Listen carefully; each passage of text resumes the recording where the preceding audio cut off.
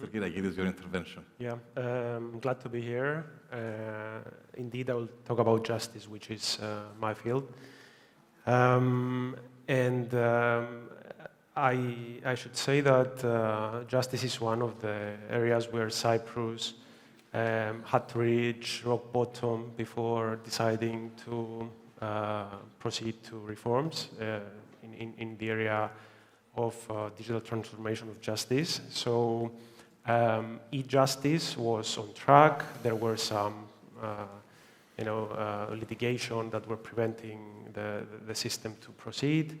Then we reached COVID last March, and we reached the stage where lawyers were not able to do any filings because courts were closed, and lawyers, as you know, they charge when they file, and there were terrible protests by lawyers, and thankfully Mr. Kokinos took charge, and the iJustice system was built. There was close cooperation between the Deputy Ministry, the Supreme Court, the Ministry of Justice, the Cyprus Bar Association. There were a lot of hiccups. Finally, after 1 year, the system is almost ready. There are some technicalities on who is going to pay the charges, but I think this will be surmounted soon. I mean, the reason I said that we hit rock bottom is because we were the last country in the European Union, according to the EU Justice Scoreboard, to implement e-justice. I should say that the Cyprus Bar Association and lawyers, I was in the task force of some lawyers who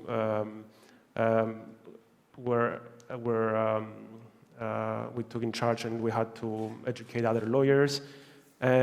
We gave a lot of feedback to the company that built the program, but we noticed that what Mr. Kokinos said, adaptability, was not there on behalf of government employees, judges, and there was, apart from that, there was no infrastructure. So one of the problems that there was no strong Wi-Fi in the courts.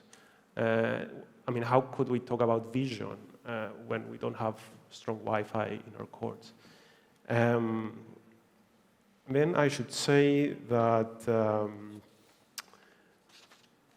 iJustice is one factor related to digital transformation of justice.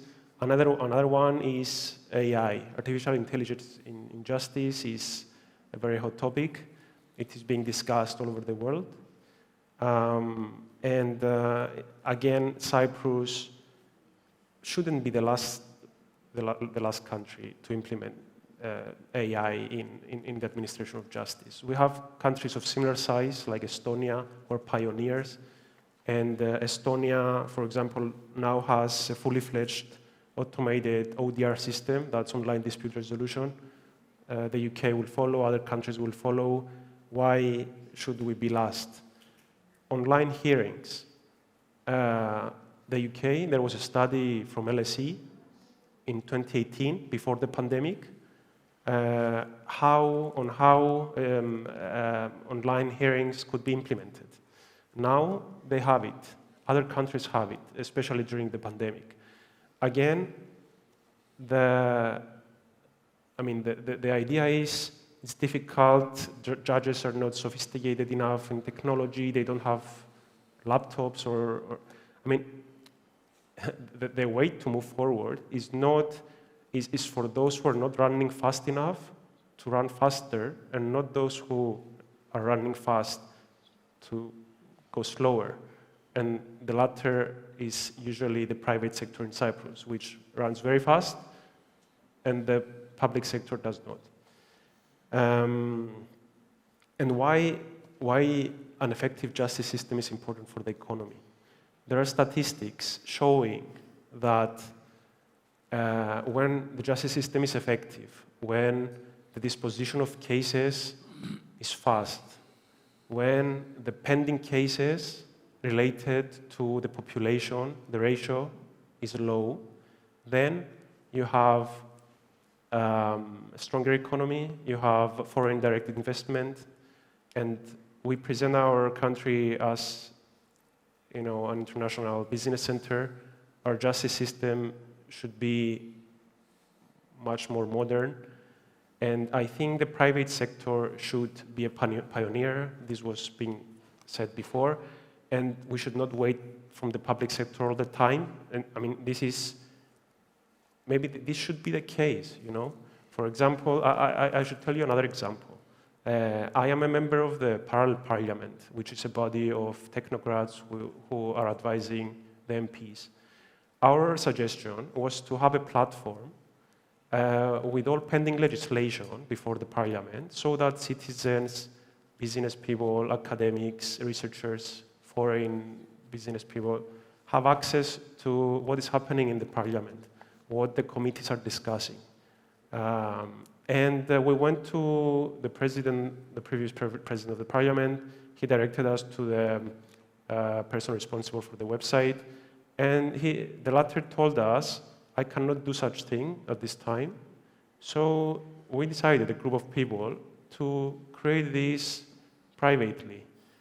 And we built it, we launched it last December. Now we're moving forward with this. And we're in cooperation with the Parliament. There is a link in the official website of the Parliament to direct to the Nomo platform. This is the name of the platform. And I mean, my conclusion is that the private sector should show the example, and the public sector should follow. I agree that the private sector has leadership, although you need cooperation and acceptance from the public sector.